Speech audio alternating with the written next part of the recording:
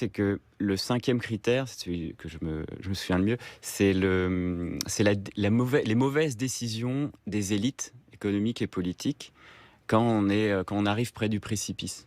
Et ils disent, c'est le 5e critère, c'est le seul qui est commun à tous les effondrements de civilisation. Comme si les élites qui ne voyaient pas arriver les choses et prennent des mauvaises décisions parce qu'en fait, ils sont dans une sorte de bulle de confort. Ils ne voient pas que à la fois l'environnement, les êtres non humains s'effondrent et les humains aussi. Il y a une exploitation des humains et des non humains qui fait qu'à un moment, la société s'écroule.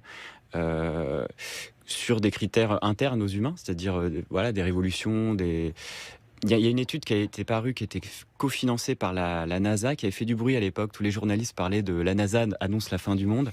C'était en fait un modèle mathématique qui s'appelait Andy et qui amenait le critère des inégalités. Et il disait une société a beaucoup plus de chances de s'effondrer, une civilisation même, de s'effondrer rapidement et de manière sûre, vraiment brutale, si elle est inégalitaire. Et plus elle est inégalitaire, plus elle va exploiter les humains, donc les classes sociales les plus basses, et les non-humains, c'est-à-dire l'environnement, et aller vers une désertification, une exploitation maximale des ressources.